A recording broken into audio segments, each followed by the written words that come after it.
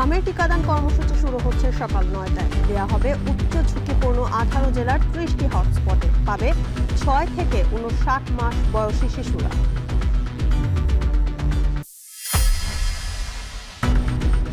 সাংগঠনিক কার্যক্রম গতিশীল করতে শিগগিরই কাউন্সিল আয়োজনের সিদ্ধান্ত বিএনপি। সরকার পরিচালনা নিয়ে সর্বোচ্চ দলীয় ফোরামে আলোচনা।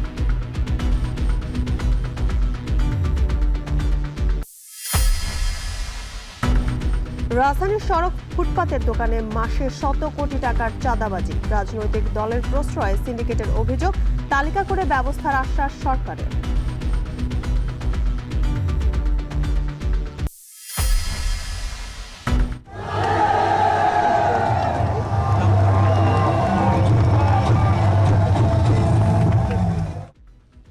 দক্ষিণ এশিয়া জয় করে ফিরল অনূর্ধ্ব ২০ দল। বিমানবন্দরের বরণের পর ছাদখোলা মাছের সংবর্ধনা। হাতির ঝিলে বর্ণাঢ্য আয়োজন।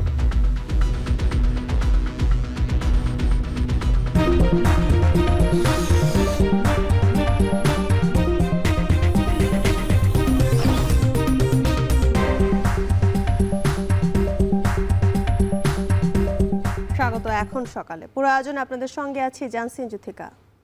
আজ থেকে শুরু হচ্ছে হামের বিশেষ টিকাদান কর্মসূচি। ১৮ জেলার ৩০টি হটস্পটে সকাল ৯টা থেকে বিকেল ৫টা পর্যন্ত চলবে টিকা কার্যক্রম। আগে টিকা দেয়া থাকলেও এবার পাবে ৬ মাস থেকে ৫৯ মাস বয়সী শিশুরা। পরিস্থিতি সামলাতে সবার সহযোগিতার আহ্বান করে স্বাস্থ্যমন্ত্রী জানান, জুলাই মাসে আরও টিকা আসছে। সানি মৃধার প্রতিবেদন। হামের সংক্রমণ নিয়ে আসা শিশুদের সারি ঢাকা শিশু হাসপাতাল, মহাখালীর বিশেষায়িত হাসপাতালে। গায়ে লাল র্যাশের সাথে জ্বর, কাশিতে শিশুদের অবস্থা নাজুক। দ্রুত ছড়িয়ে পড়া হাম আক্রান্তদের এমন চিত্র এখন দেশের বিভিন্ন হাসপাতালে। চিকিৎসা দিতে হিমশিম অবস্থা ডাক্তার নার্সদের। বিশেষ করে হামের টিকা দেয়নি এমন রোগী বেশি সংক্রমিত হচ্ছে। তবে আতঙ্কিত না হয়ে সঠিক চিকিৎসায় অনেকেই আবার সেরেও উঠছে। জ্বর থাকার পরে এলাকার মধ্যে চিকিৎসা করাইছি, তখন ওরা বলে নাই যে হাম বা এমন কিছু হয়েছে। পরে কলেরা হসপিটালে নিয়ে আসছি, এমনিতে ডায়রিয়াও ছিল। পরে ওইখান থেকে বলছে যে ওর হাম হয়েছে। এটা হঠাৎ করে ধরা পড়ছে আর কি, নিউমোনিয়ার মতো ঠান্ডা লাগছে। ঠান্ডা লাগার পরে আমরা ডাক্তার দেখাইছি, ডাক্তার দেখার পরে বলতেছে এটা হাম রোগ। ঠান্ডায় তো আর পরে নিঃশ্বাস কাটতেছিল না। পরে তখন আমরা আমাদের ওই যে সদর হসপিটালে নিয়ে আসছি টাঙ্গাইলে। পরে ওইখানে আসার পর সিরিয়াস অবস্থা থেকে ওনারা ঢাকা রেফার করে দেয়। স্বাস্থ্য অধিদপ্তরের তথ্য মতে গত ১৯ দিনে হামের উপসর্গ নিয়ে দেশে ৯৪ শিশুর মৃত্যু হয়েছে। আর এই রোগের উপসর্গ নিয়ে সারা দেশে ভর্তি আছে ৬,০০০-এর কাছাকাছি রোগী। প্রতিনিয়ত মৃত্যু বেড়ে যাওয়ায় উদ্বিগ্ন অভিভাবকরা। শ্বাস নিতে সমস্যা হচ্ছে, নিঃশ্বাস নিতে সমস্যা হচ্ছে। এই তারপরে অক্সিজেন সাপোর্ট দিয়ে এখানে দ্রুত এনে ভর্তি করাইছি গতকালকে। বাসায় 2 দিন ট্রিটমেন্ট দিচ্ছে প্রাইভেট ডাক্তারে, ওখানে ওর কোনো অবস্থার উন্নতি দেখে নেই, হয় নাই। তারপর গায়ের মধ্যে একটু র্যাশ দেখা দিচ্ছে, তো আমরা আবার প্রাইভেট ডাক্তারের কাছে নিয়ে গেছি, তো উনি বলছে যে ওর একটা হাম। অন্য হসপিটালে গেছিলাম, ওখান থেকে এখানে নিয়ে আসতে বলছে, কারণ ওনারা ট্রিটমেন্ট দিবে না, ওনারা এটা ডেডিকেটেড হসপিটাল করছে। মহাখালীর বিশেষায়িত হাসপাতালের পরিচালক বলছেন, অভিভাবকদের সচেতনতা, দ্রুত চিকিৎসকের পরামর্শ, সাথে বাচ্চাদের পুষ্টিকর খাবার এই রোগ প্রতিরোধে কার্যকরী ভূমিকা রাখতে পারে। কালকে থেকে যে ভ্যাকসিন প্রোগ্রামটা শুরু হচ্ছে, এটার ব্যাপারে আমাদের অথরিটির সাথে মিটিং চলছে, আমাদের দিক নির্দেশনা আসতেছে। আমরা জনগণকে বলবো যে আপনারা সবাই স্বতঃস্ফূর্তভাবে জনসচেতনতা তৈরি করে আপনারা যদি ভ্যাকসিনগুলো আপনার বাচ্চাদেরকে দেওয়ান এবং এই ব্যাপারে আপনারা আমাদেরকে সাহায্য করেন, ইনশাল্লাহ এই হামের প্রকোপ খুব তাড়াতাড়ি কমে আসবে। এদিকে রোববার সকাল ৯টা থেকে হামের বিশেষ টিকাদান কর্মসূচি শুরু হচ্ছে। একযোগে দেয়া হবে ১৮ জেলার ৩০টি হটস্পটে। পাবে ৬ মাস থেকে ৫ বছর পর্যন্ত শিশুরা। আক্রান্তরা টিকা নিতে না পারলেও তাদের ভিটামিন এ ক্যাপসুল খাওয়ানো হবে। ১৮টা ডিস্ট্রিক্টের অধীনে 30টা উপজেলায় আমরা আগামীকাল সকাল ৯টা থেকে টিকা কার্যক্রম মিজেলস আমরা শুরু করতে যাচ্ছি।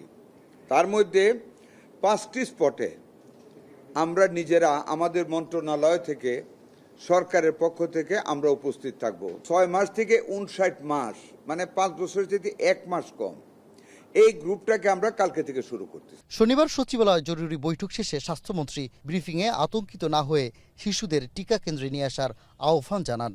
আপনারা দয়া করে জাতিকে আপনারা একটা মেসেজ দিবেন। আমি তো বলতেছি, আমারটা বলবেন, আমার মন্ত্রণালয়ের পক্ষ থেকে বলবেন, আপনারা বলবেন জাতি যেন আতঙ্কিত না হয়। জুলাইতে 604 কোটি টাকার টিকা আসছে বলেও জানান মন্ত্রী। সানিম রিধা, এখন, ঢাকা। হামের উপসর্গ নিয়ে শনিবার রাজশাহী ও কুষ্টিয়ায় আজও 5 শিশুর মৃত্যু হয়েছে। সারা দেশে বেড়েছে সংক্রমণ।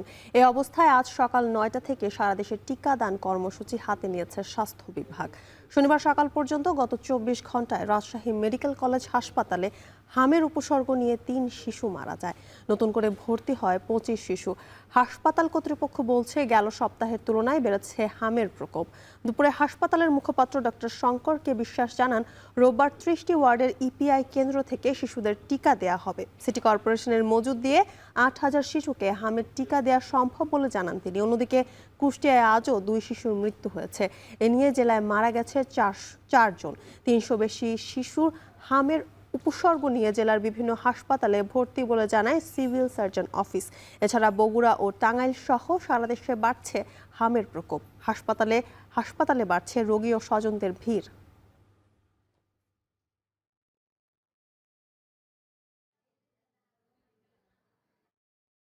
কুষ্টিয়ায় হামে আক্রান্ত শিশু রোগীর সংখ্যা প্রতিদিনই বাড়ছে। জেলায় এখন পর্যন্ত মৃত্যু হয়েছে 4 জনের।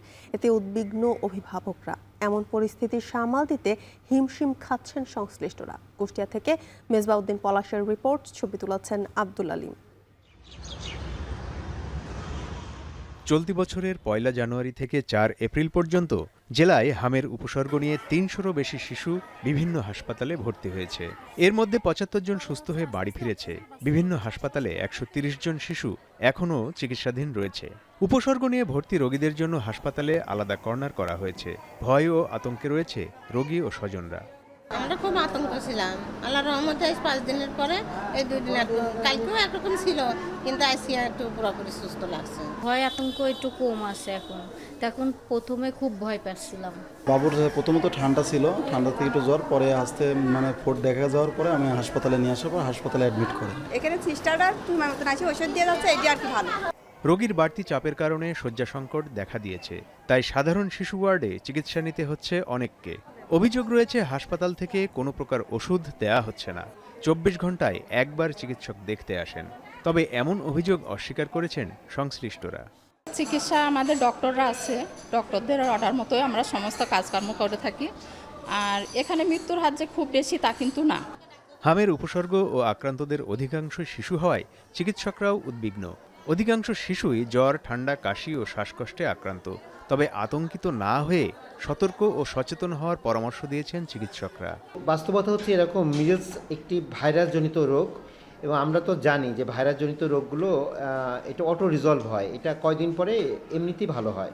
কিন্তু প্রবলেম যেটা হচ্ছে সেটা হচ্ছে এই মিজেলস এই অসুখটা এই সময়ে এই যে ভাইরাসটা, এটা সেরোটাইপটা একটু ঝামেলা, অনেকটা বলতে পারেন করোনার মতো। হামে আক্রান্ত রোগীর বাড়তি চাপ হয় স্বাস্থ্য সংশ্লিষ্টদের ছুটি বাতিল করা হয়েছে। শিশুদের জন্য সব হাসপাতালে আলাদা হাম আইসোলেশন কর্নার খোলা হয়েছে। আলাদা আইসোলেশন ওয়ার্ড করা হয়েছে মেডিকেল কলেজে এবং শিশু ওয়ার্ডে 250 হাসপাতালে। এবং আমরা চেষ্টা করতেছি যে আমাদের উপজেলাতে যদি কোথাও এরকম থেকে থাকে, যে একজন বাড়তি ডাক্তারও যাতে আমরা দিয়ে দিতে পারি এই ক্রাইসিস মোমেন্টে, এটা। এবং আমরা কিন্তু সব ধরনের ছুটি সরকারিভাবে বাতিল করা হয়েছে। হামের মতো সংক্রামক রোগ প্রতিরোধে নিয়মিত টিকাদান ও সচেতনতার বিকল্প নেই। তা না হলে পরিস্থিতি আরও জটিল হয়ে উঠতে পারে বলে আশঙ্কা চিকিৎসকদের। ইবনুল কাইয়ুম সনি, এখন। দলের সাংগঠনিক কার্যক্রম গতিশীল রাখার বিষয়ে আলোচনা হয়েছে বিএনপির স্থায়ী কমিটির বৈঠকে। বৈঠক শেষে কথা জানিয়েছেন বিএনপির মহাসচিব মির্জা ফখরুল ইসলাম আলমগীর। এছাড়া বৈঠকে সরকারের 47 দিনের কার্যক্রম নিয়েও পর্যালোচনা হয়। শনিবার রাত 8:30টার দিকে গুলশান কার্যালয়ের দলের চেয়ারম্যান তারেক রহমানের সভাপতিত্বে অনুষ্ঠিত এই বৈঠক চলে প্রায় 2.5 ঘন্টা।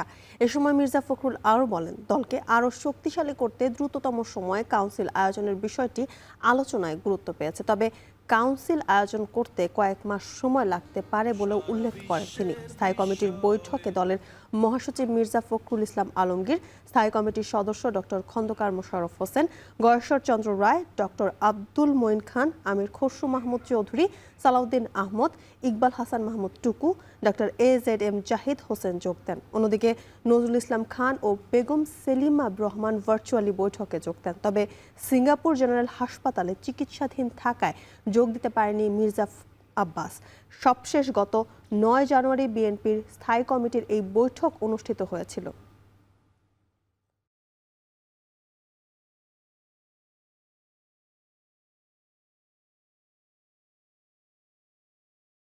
মিটিংয়ে আলোচনা হয়েছে আমাদের এই 47 দিনের কর্মসূচি প্রধানমন্ত্রী নিয়েছেন এবং কাজগুলোর সম্পর্কে দলের মতামত অর্থাৎ কমিটির মতামত তিনি নিয়েছেন এবং সেই সঙ্গে সদস্যরা অনেক সদস্য তাদের কিছু কিছু পরামর্শ দিয়েছেন।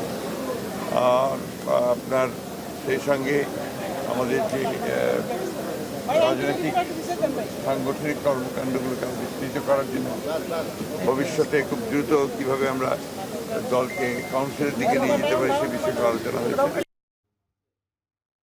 বর্তমান সরকার এক ব্যক্তি কেন্দ্রিক ক্ষমতা কুক্ষিগত করতে চাইছে উল্লেখ করে ফ্যাসিস্ট আওয়ামী লীগের মতোই বিএনপির পরিণতি হবে বলে হুঁশিয়ারি দিয়েছেন 11 দলীয় ঐক্যের নেতারা। গণভোটের রায় বাস্তবায়নের দাবিতে শনিবার বিকেলে বায়তুল মোকাররমের উত্তর গেইটে বিক্ষোভ সমাবেশে হুঁশিয়ারি দেন ঐক্যের শীর্ষ নেতারা। এ সময় বক্তারা অভিযোগ করেন বিএনপি ক্ষমতায় এসে পরিবর্তনের প্রতিশ্রুতি ভুলে গেছে। অন্তর্বর্তী সরকারের জারি করা অধ্যাদেশগুলোর মধ্যে যেগুলো সরকারের ক্ষমতা বাড়ায় সেগুলো মেনে নেওয়া হলেও জবাবদিহিতা নিশ্চিত বিষয়ক অধ্যাদেশগুলো বাদ দেওয়া হচ্ছে। জ্বালানি সংকট নিয়েও সরকারের কঠোর সমালোচনা করেন বক্তারা। জনগণের রায় দ্রুত বাস্তবায়ন না হলে রাজপথে আন্দোলনের মাধ্যমে তা আদায়ের হুঁশিয়ারি দেন তারা। সমাবেশ শেষে বিক্ষোভ মিছিল বায়তুল মোকাররম মসজিদ হয়ে নাইটেঙ্গেল মোড়ে গিয়ে শেষ হয়।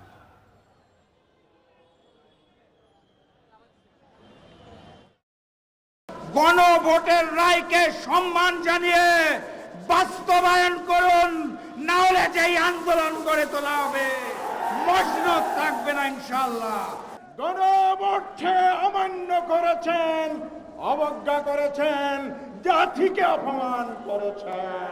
ভোটের পরে টু-থার্ড মেজরিটি পাওয়ার কারণে তারা জনগণের রায়কে বিভ্রাঙ্গুলি দেখানোর সাহস করছে। বিএনপির রাজনীতির দুই বুনিয়াদ, দুটি নীতি জাতির সামনে স্পষ্ট। এক হলো মুনাফিকের রাজনীতি, আর এক হলো সুবিধাবাদের রাজনীতি। রাজধানী জুড়ে ভূমি খেকের মতোই সড়ক ও ফুটপাতের দখল বিভিন্ন সিন্ডিকেটের হাতে। আর দখলদারীদের আশ্রয় দিচ্ছে বিভিন্ন দলের নেতাকর্মীরা। প্রতি মাসে শত কোটি টাকার চাঁদাও উঠছে অবৈধভাবে বসানো দোকান থেকে। বিশেষজ্ঞরা বলছেন সরকারের সদিচ্ছায় উপহার দিতে পারে ফুটপাত দখলমুক্ত বাংলাদেশ, যদিও জড়িতদের তালিকা করে ব্যবস্থা নেওয়ার আশ্বাস সরকারের। বিস্তারিত রাজু আহমেদের প্রতিবেদনে ছবি তুলেছেন আহাদ আহমেদ।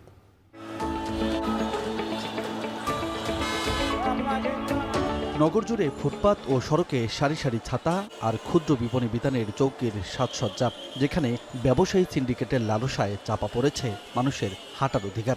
এটা রাস্তা না দোকানের মার্কেট দিয়ে দেখ, তাহলে তো সুন্দর হয়। এখনকার সময় যে হকারের যে অবস্থা, এই হকারের কারণে আমরা হাঁটতে পারতেছি না। সরকার দৃষ্টি না দেয় জনগণের ভোগান্তির শেষ হবে না।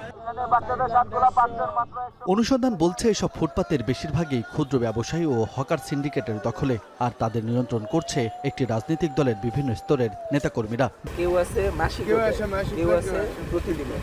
এটা কি পর্যন্ত যায় বলতে এটা তো স্বাভাবিক, এটা তো যায়, এটা আপনিও জানেন, আমিও জানি, সবাই জানে। বিশেষজ্ঞরা বলছেন ফুটপাত দখলের পেছনে সবথেকে বড় শক্তি এই রাজনীতি। প্রশাসনের অসাধু কর্মকর্তারাও আছেন এর সঙ্গে। আর নগর পরিকল্পনাবিদরা বলছেন উন্নয়ন প্রকল্প নয়, সংস্কারেই মনোযোগী হতে হবে সরকারকে। ফুটপাতের প্রকৃত হকারদের তালিকা করে পুনর্বাসন কিংবা সরকারি সুবিধার আওতায় আনা যেতে পারে, আর দখলদারদের আনতে হবে আইনের আওতায়। দেখেন, এই সমস্যাটা আমি বলবো যে এটা কোনো টেকনিক্যাল সমস্যা না, এটা একটা রাজনৈতিক সমস্যা। এবং এই সমস্যার সমাধানের পৃষ্ঠপোষকতা শুরু করতে হবে রাজনৈতিক সরকারের মাধ্যমেই। ফুটপাতের হকার এবং কারা কখন বসেছেন সেটাকে যদি আমরা পরিকল্পনা মাফিক চিহ্নিত না করতে পারি, তাহলে হকারের সংখ্যাটা বাড়তেই থাকবে। আর ঢাকা তো সারা বাংলাদেশের হকারকে নিতে পারবে না। যদিও এখনই উচ্ছেদ নয়, হকারদের ভিন্ন কর্মস্থলের বিষয়ে ভাবছে দায়িত্বরতরা। ঈদের পরেই ব্যবস্থা গ্রহণের আশ্বাস নগর প্রশাসকের। রোজা চলছে অলরেডি, ঈদ আছে। ঈদের পরবর্তী পর্যায় থেকে আমরা সমস্ত অঙ্গনেই ক্যাশ প্রোগ্রামও চালাবো, যাতে সব কিছু সুষ্ঠুভাবে হতে পারে, সুন্দরভাবে হতে পারে। প্রতিবার নির্বাচনী ইশতেহারে নগর দখলমুক্ত করার আশ্বাস দিলেও কথা রাখতে দেখা যায়নি বিগত কোনো সরকারকেই। তবে নতুন সরকারের হাত ধরে সড়ক কতটা নিরাপদ হবে, এই অরাজকতা থেকে মুক্তি মিলবে কিনা অপেক্ষা আপাতত করতেই হচ্ছে। রাজু আহমেদ, এখন ঢাকা। ঢাকার কদমতলীতে ভয়াবহ আগুনে পুরল গ্যাস লাইটার কারখানা। প্রায় 1.5 ঘন্টার আগুনে প্রাণ গেছে নারী কর্মী সহ 6 জনের। প্রতিষ্ঠানটিতে কর্মরত ছিল প্রায় অর্ধশত কর্মী। এ সময় স্থানীয়রা অভিযোগ করেন, আগুন লাগার সময় কারখানার প্রধান ফটক তালাবদ্ধ ছিল। ইউএনও জানান, কারখানাটি সিলগালা থাকলেও কার্যক্রম পরিচালনার জন্য মালিকের বিরুদ্ধে কঠোর ব্যবস্থা নেওয়া হবে। বিস্তারিত প্রতিবেদনে। মধ্যদুপুরে সূর্য যখন উত্তপ্ত, তখন হঠাৎই তীব্র বিস্ফোরণে কেঁপে ওঠে কেরানীগঞ্জের এই গ্যাস লাইট কারখানা। দুর্ঘটনার সময় কারখানার ভেতরে প্রায় অর্ধশত কর্মী কাজ করছিলেন, যাদের অর্ধেকই নারী। খবর পেয়ে দ্রুত ঘটনাস্থলে পৌঁছায় ফায়ার সার্ভিসের 7টি ইউনিট। তবে ততক্ষণে ঝরে গেছে বেশ কয়েকটি তাজা প্রাণ। স্থানীয়দের অভিযোগ, দুর্ঘটনার সময় কারখানার প্রধান ফটক তালাবদ্ধ করা ছিল। আবাসিক এলাকায় এমন দাহ্য পদার্থের টিনশেড কারখানা স্থাপনের অনুমতি দেয় তীব্র ক্ষোভ জানিয়েছেন স্থানীয়রা। একটা আওয়াজ হয়েছে ধিম করিয়া, অনেক বড় আওয়াজটা হওয়ার পরেই কিছু সময় পরে আবার 10-15টা মানুষ চিক দিয়েছে মা কইয়া। এরপর তাকাই দিয়ে এদিকে আগুন এই পর্যন্ত আগে গেছে, তাকাইতে আমি এখানে কাজ করতেছিলাম। ধাপ ধাপ করে জ্বলতেছে। জ্বলার পরে আমরা এখানে যে গাড়িগুড়ি আসলো সবার আইছি, এমনকি আমরা পানি দিয়া পানি মারতেছি, ফায়ার সার্ভিস আইছে। ক্ষতিগ্রস্ত কারখানা পরিদর্শনে গিয়ে স্বাস্থ্যমন্ত্রী বলেন, ঘিঞ্জি এলাকায় কেমিক্যাল জাতীয় কারখানা সরিয়ে নিতে প্রধানমন্ত্রীর কাছে আবেদন করা হবে। এছাড়া আহতদের দায়িত্ব সরকার নেবে বলেও জানান তিনি। আমি অবশ্যই আমার সম্মানিত প্রধানমন্ত্রীর সাথে এই বিষয়টি আবার নতুন করে তুলে ধরবো, যাতে করে এই রকম ঘিঞ্জি এরিয়াতে যাতে করে গ্যাস বা স্পিরিটের কোনো কারখানা খুলতে না দেওয়া হয়। এটা তো একটা অন্যায় কাজ। এরকম একটা ঘিঞ্জি এলাকার ভিতরে বারবার মানা করা সত্ত্বেও যদি আইনকে আঙ্গুল দেখে যদি কেউ খুলে থাকে, হি মাস্ট বি কট এবং হি উইল বি পানিশড। এ ঘটনায় নিহতদের পরিবার মামলা না করলে জড়িতদের বিরুদ্ধে নিজে মামলা করার ঘোষণা দিয়েছেন বিএনপি নেত্রী অ্যাডভোকেট নিপুণ রায়। হত প্রতিটি পরিবারের পাশে আমরা থাকব। এদিকে প্রতিষ্ঠানটি সিলগালা সত্ত্বেও কার্যক্রম পরিচালনার জন্য প্রতিষ্ঠানটির মালিক এবং জমির মালিকের বিরুদ্ধে কঠোর ব্যবস্থা নেওয়ার হুঁশিয়ারি দিয়েছেন কেরানীগঞ্জ উপজেলার সহকারী কমিশনার আফতাব আহমদ। নিহতদের পরিবার প্রতি 25,000 টাকা ক্ষতিপূরণ দিবে সরকার। আফজাল হোসেন, এখন, ঢাকা। চলতি অর্থ বছরের প্রথম 7 মাসে লক্ষ্যমাত্রার 39% অর্জন করেছে কর অঞ্চল বরিশাল। বাকি সময়ে লক্ষ্যমাত্রার 100% অর্জনের আশা সংশ্লিষ্টদের। এদিকে জনবল সংকট লক্ষ্যমাত্রা অর্জনে অন্যতম অন্তরায় বলছে কর বিভাগ। আর কর কমিশনার বলছেন, লক্ষ্য অর্জন ও করের আওতা বাড়াতে হলে শিল্পায়ন জরুরি। মাহমুদুন নবীর তোলা ছবিতে ফিরদাউস সোহাগের প্রতিবেদন। সড়ক, মহাসড়ক, ব্রিজ ও ভবন নির্মাণ সহ সকল উন্নয়ন কর্মকাণ্ডে জাতীয় রাজস্ব বোর্ড গুরুত্বপূর্ণ ভূমিকা পালন করে, যার মধ্যে রয়েছে আয়কর, ভ্যাট এবং কাস্টমস শুল্ক নীতি নির্ধারণ ও কর আদায়। বরিশাল কর অঞ্চলে 2025-26 অর্থ বছরে কর আদায়ের লক্ষ্যমাত্রা 930 কোটি টাকা। প্রথম 7 মাসে আদায় হয়েছে 367 কোটি 22 লাখ টাকা। শতাংশের হিসাবে 39, বাকি 61% আগামী 5 মাসের মধ্যে অর্জন করতে হবে। তবে নির্দিষ্ট সময়ের মধ্যে লক্ষ্যমাত্রা অর্জন করা যাবে বলে জানায় এনবিআর এর এই কর্মকর্তা। পূর্ববর্তী বছরে কি পরিমাণ কালেকশন হয়েছে সেখান থেকে ওই বোর্ড গ্রোথ আকারে দিয়ে দেয়। যেমন হচ্ছে যে এই বছরে আমাদের লক্ষ্যমাত্রা আছে 930 কোটি, আমাদের এখন পর্যন্ত 367 কোটি হয়েছে 7 মাসে, যে আশাবাদী যে এই 930 কোটি এইবার হবে। কর বিভাগের মতে কর আদায় করতে দরকার দক্ষ জনবল, কিন্তু বরিশাল কর অঞ্চলে জনবলের সংকট চলছে। প্রয়োজনীয় জনবল পেলে কর আদায়ের পরিমাণ বাড়বে, এমনটাই জানান কর কর্মকর্তারা। সারা একটা বরিশাল শহরে যে একজন ইন্সপেক্টর কিন্তু সে সকল তথ্য, যদি এখানে সংখ্যাটা আরও বাড়তো তাহলে আমরা কিন্তু বিভিন্ন কাজে, কারণ একটা ট্যাক্স আদায় করতে হলে কিন্তু 4-5টা উইন্ডো আছে যে আমার এই কাজ করতে হবে, আর এই কাজ করতে হবে, অনেক এইগুলো কাজ করে সম্মিলিতভাবেই কিন্তু ট্যাক্সটা আদায় হয়। তো আমার যদি এই ইন্সপেক্টর সংখ্যা বেশি থাকতো আমি তদন্তগুলো বেশি করতে পারতাম। বরিশাল বিভাগে অনেক নদ নদী খাল বিল রয়েছে, শিল্পায়ন হয়নি খুব একটা। কৃষি ও মৎস্য দিয়ে যথেষ্ট কর আদায় সম্ভব নয়। শিল্পায়ন বাড়লে কর আদায়ের পরিমাণ বাড়বে বলে মনে করেন কর কমিশনার। ইন্ডাস্ট্রি ডেভেলপ করলেই আমাদের ট্যাক্স আদায়টা বাড়বে। তাছাড়া আমাদের এই কৃষকদের কাছ থেকে, মার্জিনাল ট্যাক্স পেয়ারদের কাছ থেকে আমরা যে অনেক টাকা ট্যাক্স আদায় করতে পারবো, আমি তা বিশ্বাস করি না। বরিশাল কর অঞ্চলে অনুমোদিত কর্মকর্তার পদ 33টি, শূন্য পদের সংখ্যা 14, কর পরিদর্শক পদের সংখ্যা 29, যার মধ্যে শূন্য আছে 18টি। বরিশালে টিনধারীর সংখ্যা 5,19,398 জন হলেও করদাতার সংখ্যা মাত্র 1,66,902 জন। বরিশাল কর বিভাগের জনবল কাঠামো সেই বহু বছরের পুরনো। কর আদায়ের সাথে সরাসরি জড়িত অফিসার ও ইন্সপেক্টরগণ, তাদের জনবলের সংখ্যা যা থাকা উচিত রয়েছে তার অর্ধেকেরও কম।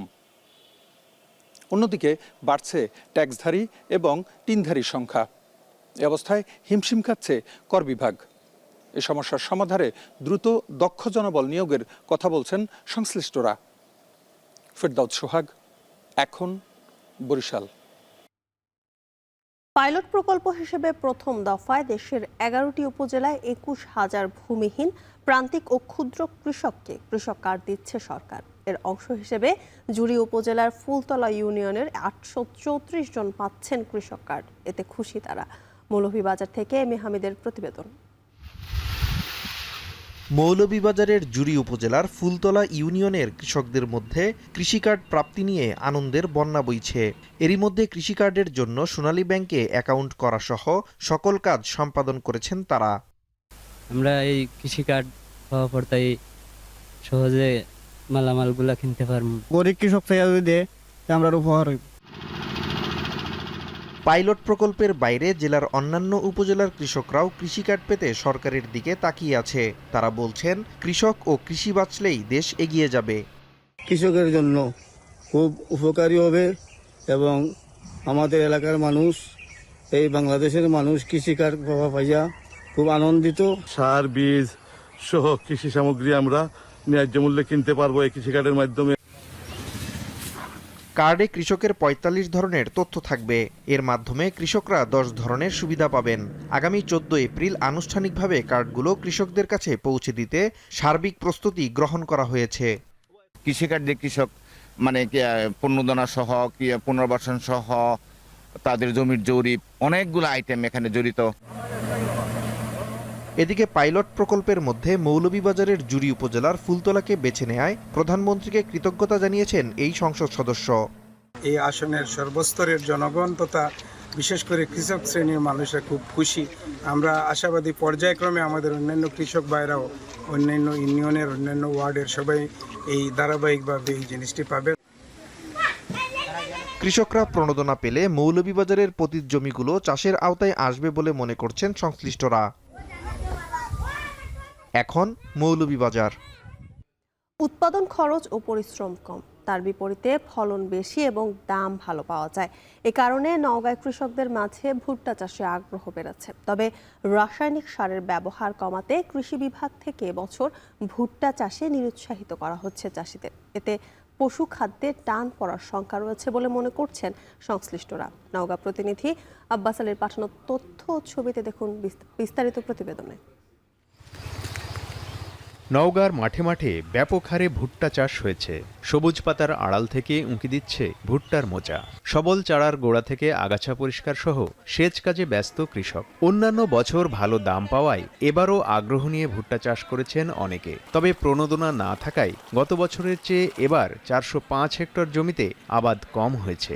ভুট্টার আবাদ মনে করেন লাভজনক জিনিস, খরচ একটু কম, তারপরে মনে করেন বেচতে কোনো টেনশন করতে হয় না, দাম যেটাই বাজার যায় সেটাই পাওয়া যায়। কৃষকরা জানান অন্যান্য ফসলের তুলনায় ভুট্টা আবাদে বাড়তি সার দিতে হয়, তবে ভুট্টার রোগবালাইয়ের ঝুঁকি তেমন নেই। এছাড়া ভালো দামও পাওয়া যায়। ধানের আবাদে তো অত সার পাঁচ লাগে না, ভুট্টার আবাদে বেশি লাগে। সেচের মতো দিতে হবে, তারপরে আপনার সার দিতে হবে। যদি না দেন তাহলে অবশ্যই ক্যান ছোট হবে। মানুষের খাবারের পাশাপাশি পোলট্রি এবং গবাদি পশুর খাদ্য হিসেবে ব্যাপক হারে ব্যবহার হয় ভুট্টা। চাষ কম হলে চাহিদা পূরণে আমদানির প্রয়োজন পড়বে, তাই ভুট্টা চাষে কৃষকদের নিরুৎসাহিত করা উচিত হবে না বলে মনে করেন অনেকে। রুটি বানা খাওয়া হয়, গরুর খাদ্য হয়, মাছের খাদ্য হয়, তারপরে বিভিন্ন ধরনের হয়, বেচলে টাকা বেশি হয়। কৃষি অফিস যেটাই বলুক, আমরা খেতালারা খাত করি, যেটা ফসল বেশি পাবো সেই ফসলই লাগাবো। ভুট্টা চাষটা যদি বন্ধ হয়ে যায় তাহলে আমাদের মাছে, আমাদের ডেইরিতে, আমাদের পোলট্রিতে আমরা একটা সংকটের মধ্যে পড়ব। এদিকে রাসায়নিক সারের ব্যবহার কমাতেই ভুট্টার বিকল্প হিসেবে কৃষকদের ধানসহ অন্য ফসল চাষের পরামর্শ দেওয়া হচ্ছে। এ কারণে কৃষি বিভাগ থেকে এবার ভুট্টা চাষে প্রণোদনা বন্ধ করা হয়েছে বলে জানান কৃষিবিদরা। ভুট্টার তারা চাষ করবে, তবে সেটাকে একটু সীমিত আকারে করে অন্য ধরনের যে ফসলগুলো, যেগুলো আসলে আমাদের মাটির উর্বরতা বৃদ্ধি করতে সহায়তা করে, এই ধরনের ফসল এবং বাজারের জন্য লাভজনক এবং অল্প সময় পাওয়া যায়, এই ধরনের ফসল যাতে কৃষকরা বেশি চাষ করতে পারে, এই ব্যাপারে আমরা উৎসাহ প্রদান করছি। ভুট্টা প্রচুর সার লাগে এবং হচ্ছে যে আমাদের ধানের জমিটা দখল করে নেয়, তো যাতে আমাদের ধানের আবাদটা ঠিক থাকে সেই জন্য আমরা ভুট্টা কিছুটা নিরুৎসাহিত করছি। জেলা কৃষি সম্প্রসারণ অধিদপ্তরের তথ্য মতে এবছর জেলায় ৭,৩৪৫ হেক্টর জমিতে ভুট্টার আবাদ হয়েছে, যা থেকে প্রায় ২৫০ কোটি টাকার ভুট্টা উৎপাদনের আশা। ইবনুল কাইয়ুম সনি, এখন। মাগুরার পাইকারি সবজি বাজারে হঠাৎ করে বেড়েছে সবজির দাম। এ বিষয়ে বিস্তারিত জানাতে পৌর এলাকার একতা কাঁচা বাজার থেকে যুক্ত হচ্ছেন সহকর্মী বিশ্বজিৎ বাপি। বাপি, বাজারে সবজির সরবরাহ দাম নিয়ে কি বলছেন ক্রেতা বিক্রেতারা, জানাবেন।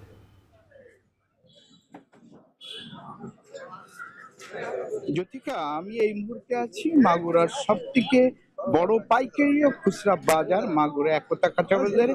এখানে কিন্তু সকাল থেকেই যে কৃষকরা তাদের উৎপাদিত সবজি নিয়ে বাজারটিতে আসে এবং এখান থেকেই 4টি উপজেলা সহ জেলার বাইরে কিন্তু এই সবজি যায়। তো তুলনামূলকভাবে প্রতিদিনই যে সবজি 2 টাকা থেকে 5 টাকা, 5 টাকা থেকে 10 টাকা পর্যন্ত কিন্তু সবজির দাম কিন্তু বাড়ছে। এই দাম বাড়া উপলক্ষে আমরা যেটা ব্যবসায়ীদের সাথে কথা বলেছি, তারা যেটা জানাচ্ছে যে শীতের মৌসুম শেষ হয়, সবজি বাজারে কম আসছে এবং কম আসার কারণে এই সবজি বাড়ছে। তাছাড়া যে বাইরে থেকে বিশেষ করে পার্শ্ববর্তী জেলা যেমন যশোর, মেহেরপুর, চুয়াডাঙ্গা থেকে যে সবজিগুলো বাজারে আসে, সেই সবজিগুলো কিন্তু জ্বালানি তেলের যে সংকটের কারণে যে পরিবহনগুলোতে আসে, সেই পরিবহনগুলো কিন্তু ভাড়া বৃদ্ধি করেছে। তার জন্য কিন্তু এই সবজি বাজারে কিন্তু দাম বেশ লাফিয়ে লাফিয়ে বাড়ছে। তো ক্রেতাদের সাথে যেটা কথা বলেছি, তারা যেটা জানাচ্ছে যে পাইকারি যে সবজি বাজার, সে বাজার যাই হোক, তবে খুচরা বাজারে এর থেকে কিন্তু দ্বিগুণ দাম নেওয়া হচ্ছে। আমি যদি সবজির আজকের দামের কথা বলি, গত সপ্তাহে যে পটল বিক্রি হয়েছিল 35 থেকে 40 টাকা, আজ কিন্তু সে পটল বিক্রি হচ্ছে 60 থেকে 65 টাকা। ঢেঁড়স বিক্রি হয়েছিল গত সপ্তাহে 30 টাকা, আজ কিন্তু যেটি বিক্রি হচ্ছে 45 টাকা। বেগুন বিক্রি হয়েছিল গত সপ্তাহে যেটি 30 টাকা, আজ কিন্তু বিক্রি হচ্ছে 55 টাকা। এক কথা, প্রত্যেকটা সবজি কিন্তু দাম কিন্তু 5 থেকে শুরু করে 25 কোনো সবজি কিন্তু 30 টাকা দাম বেড়েছে। সব থেকে দাম বেড়েছে উচ্ছের দাম। উচ্ছে কিন্তু গত কালও যে উচ্ছে বিক্রি হয়েছিল 55 টাকা, আজ কিন্তু 75 টাকা করে দাম বৃদ্ধি পেয়েছে। তো সবকিছু মিলে মাগুরার সবজির দাম প্রত্যেক দিন কিন্তু বেড়েই চলেছে। তো এই ছিল মাগুরা যে সবজি বাজার থেকে সর্বশেষ। জ্যোতিকা, মাগুরা থেকে সবজি বাজারের খবর জানাচ্ছিলেন বিশ্বজিৎ বাপি। শান্তি চুক্তি নিয়ে আর ট্রাম্পের 48 ঘন্টার আলটিমেটামকে অসহায় ও দিশেহারা উল্লেখ করে প্রত্যাখ্যান করেছে ইরান। তেহরানের কেন্দ্রীয় সামরিক সদর দপ্তর এক বিবৃতিতে ট্রাম্পকে ভারসাম্য ও বিবেচনাহীন নেতা হিসেবে উল্লেখ করেছে। এর আগে হরমুজ প্রণালী খুলে দেওয়ার জন্য ইরানকে 48 ঘন্টার আলটিমেটাম দেন ট্রাম্প। হুঁশিয়ার করেন সোমবারের মধ্যে হরমুজ খুলে না দিলে নরক নেমে আসবে তেহরানে। ভিন্ন এক পোস্টে ইরানে হামলার ভিডিও শেয়ার করে দাবি করেন তেহরানের অনেক সামরিক নেতাকে পৃথিবী থেকে সরিয়ে দেওয়া হয়েছে। জবাবে ইরানের বিপ্লবী গার্ড কর্পসের সতর্ক বার্তা, ওয়াশিংটন তেল আবিব অবিলম্বে হামলা বন্ধ না করলে পুরো মধ্যপ্রাচ্য অঞ্চল জাহান্নামে পরিণত হবে।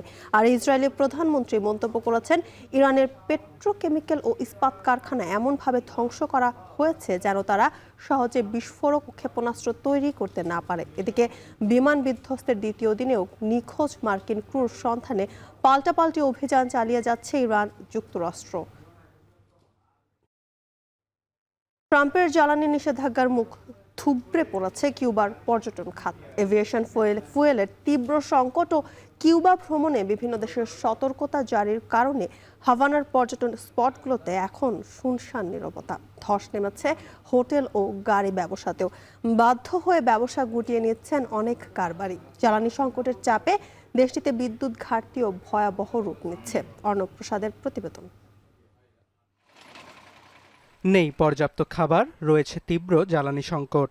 ট্রাম্পের তেল নিষেধাজ্ঞার চাপে হরহামেশাই ঘটছে জাতীয় গ্রিড বিপর্যয়ের মতো ঘটনাও। এতে মাঝে মধ্যেই ভুতুরে নগরীতে রূপ নেয় উত্তর আমেরিকার দ্বীপরাষ্ট্র কিউবা। জানুয়ারিতে মাদুরোকে স্ত্রীসহ যুক্তরাষ্ট্রে তুলে আনার পর কিউবায় ভেনেজুয়েলার তেল সরবরাহ বন্ধ করে দেয় ট্রাম্প প্রশাসন।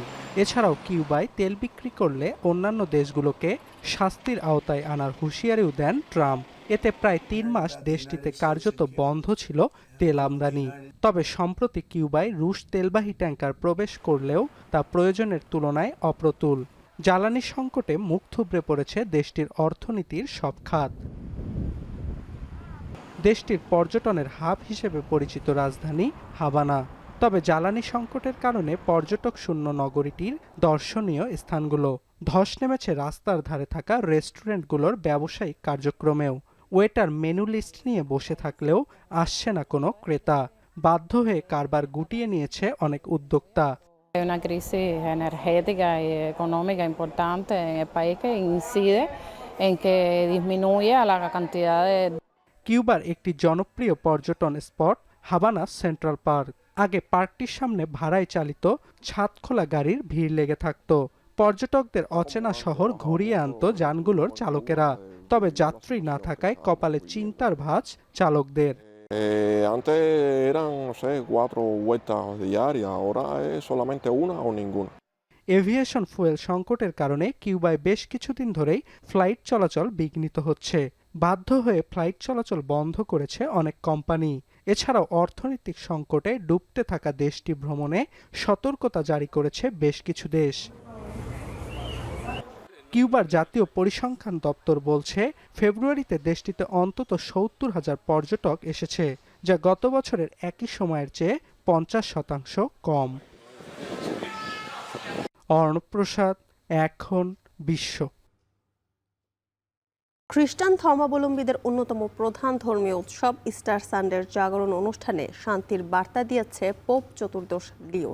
স্থানীয় সময় শনিবার রাতে সেন্ট পিটার্স ব্যাসিলিকায় ক্যাথলিকদের উদ্দেশ্যে দেয়া ভাষণে পোপ বলেন, যুদ্ধে হতাশ হলে চলবে না, শান্তি প্রতিষ্ঠায় কাজ করতে হবে।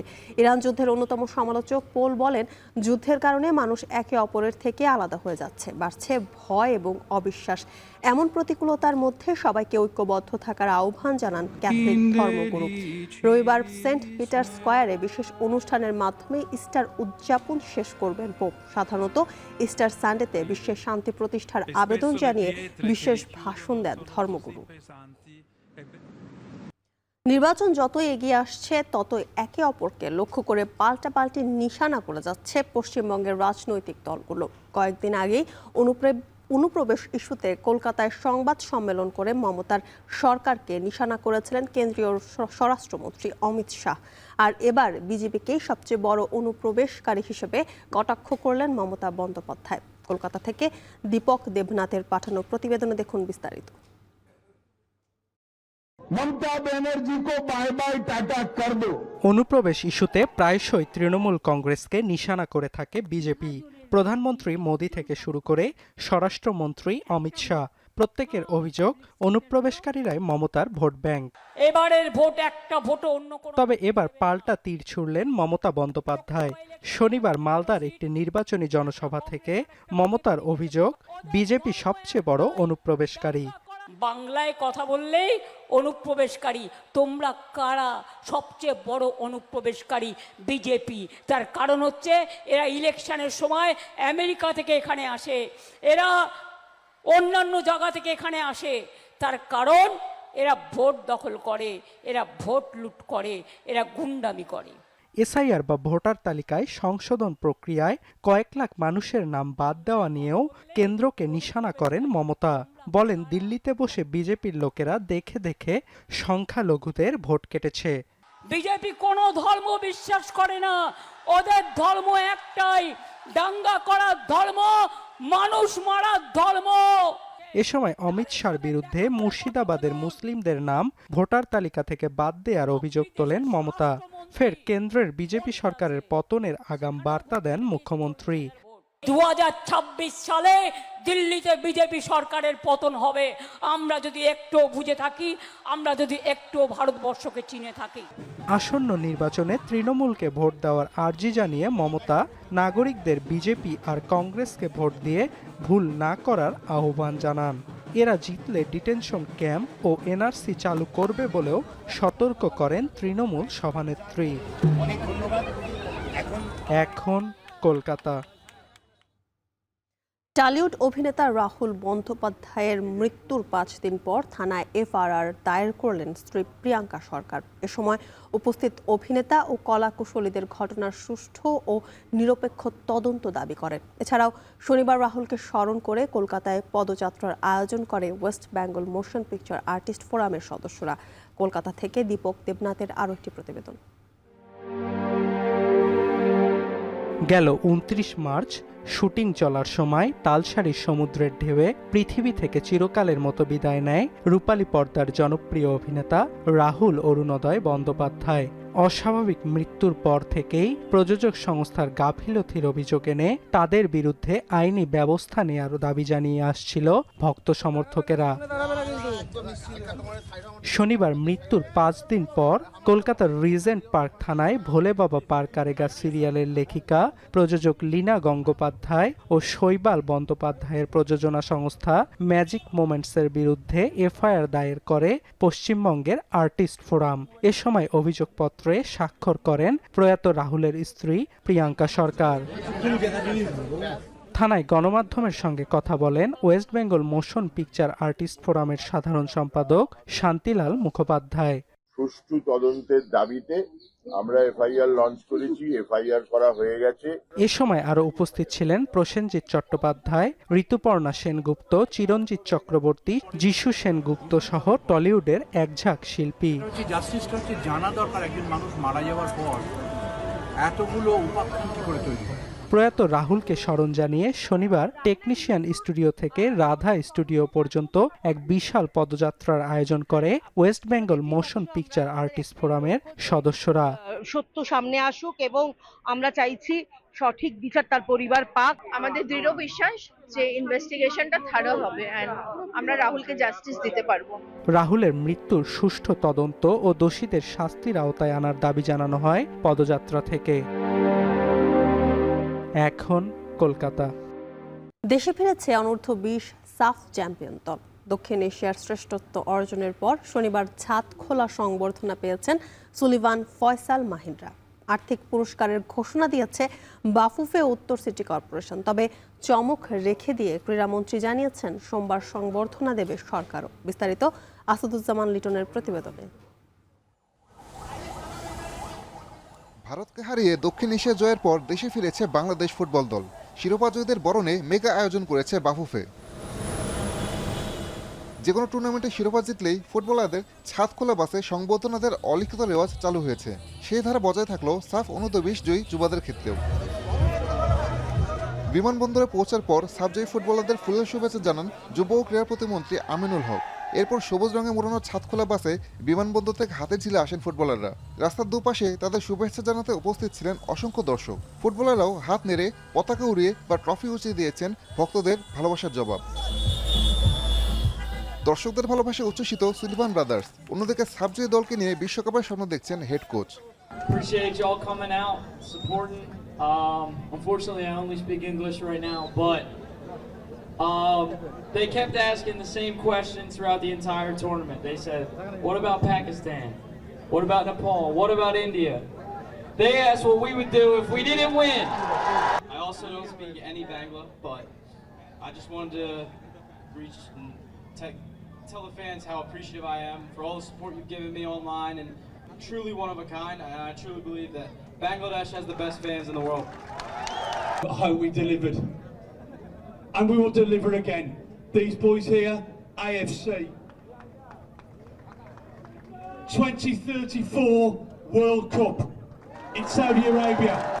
সংবর্ধনা অনুষ্ঠানে সাবজয়ী ফুটবলারদের সবাইকে 1 লাখ টাকা করে পুরস্কারের ঘোষণা দেন বাফুফের সহসভাপতি নাসের শাহরিয়ার জাহিদি। অন্যদিকে সবাইকে 50,000 টাকা করে পুরস্কারের ঘোষণা দেন ডিএনসিসি প্রশাসক। সোমবার সাবজয়ী ফুটবলারদের সংবর্ধনা দেবে ক্রীড়া মন্ত্রণালয়ও।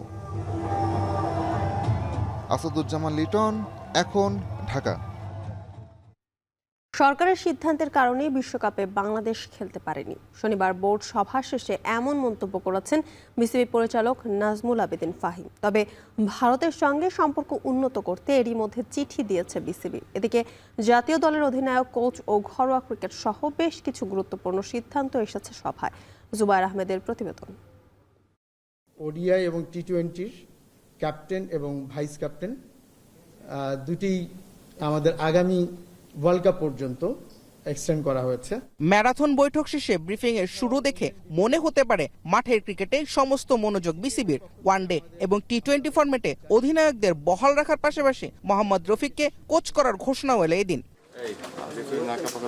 তবে ঘরে বাইরে নানা চাপ সামলাতে হিমশিম খেতে হচ্ছে পরিচালকদের। বোর্ড সভা চলাকালে যেমন পদত্যাগ করলেন পরিচালক ফায়াজুর রহমান, সংবাদ সম্মেলনেও তাই অক্রিকেটীয় আলাপেই যেতে হলো বারবার। আমরা এখন বেসিক্যালি আমাদের যার যার দায়িত্ব দেওয়া হয়েছে সেই দায়িত্ব দেওয়া হয়েছে। যদি ভবিষ্যতে কিছু হয়, উই আর নট ওয়ারিড। তবু ঘুরে ফিরে ক্রিকেটে ফিরতে চাইলেন পরিচালকরা। বিশ্বকাপে খেলতে না পারার প্রসঙ্গ থেকে ভারতের সঙ্গে সম্পর্ক উন্নয়নের পদক্ষেপ, সব প্রশ্নেরই জবাব দিতে হলো তাদেরকে। আমাদের হয়তো অন্য ধরনের চিন্তা ভাবনা ছিল, কিন্তু সরকার থেকে যখন একটা সিদ্ধান্ত চলে এসছে যে নিরাপত্তাজনিত কারণে আমরা ভারতে যাব না, আমরা শ্রীলঙ্কায় যেতে পারি, তখন আমাদেরকে সেটাই ফলো করতে হয়েছে। আমরা জানি যে বিশ্বকাপকে ঘিরে কিছুটা ওদের সাথে সম্পর্কে কিছুটা অবনতি হয়েছে, এটা তো অবশ্যই, বাট আশা করছি যে আবার আমরা উইল রিভাইভ দিস রিলেশনশিপ এবং ওদের সাথে এইসব এক্সচেঞ্জ প্রোগ্রামের মধ্যে দিয়ে আবার আমাদের একটা ভালো অবস্থান তৈরি হবে। সংকট কাটছে না ঘরোয়া ক্রিকেট নিয়েও। বর্তমান কমিটিকে বয়কট করা ক্লাবগুলো ফিরছে না মাঠে। সবচেয়ে গুরুত্বপূর্ণ আসর ঢাকা প্রিমিয়ার লিগ আয়োজনের আগেও তাই বিকল্প ভাবনাও ভাবতে হচ্ছে বোর্ডকে। সবগুলো ক্লাবই অংশগ্রহণ করবেন সেটাই আমরা আশা করছি, কারণ আমরা নিশ্চয়ই কোনো ক্লাবই ক্রিকেটের বিপক্ষে না। সুতরাং আমাদের মধ্যে কোনো ভিন্নমত থাকতে পারে, কিন্তু আমি আশা করছি বা আমরা সবাই আশা করছি যে সবাই আমরা ক্রিকেটে তারা অংশগ্রহণ করবেন। এত কিছুর মাঝে আসার খবর, জুলাই মাসেই নারী বিপিএল গড়াবে মাঠে। সেই সঙ্গে খেলোয়াড়দের জন্য পেনশনের খবর দিয়েছে বিসিবি। জুবায়ের আহমেদ, এখন, ঢাকা। এই ছিল এখন সকালে। এখন টেলিভিশন ওয়েবসাইটে দেখতে ভিজিট করুন এখন.tv। এছাড়া ফেসবুকে দেখতে ভিজিট করুন facebook.com/tv.এখন এবং ইউটিউবে দেখতে ভিজিট করুন youtube.com/c/এখন tv।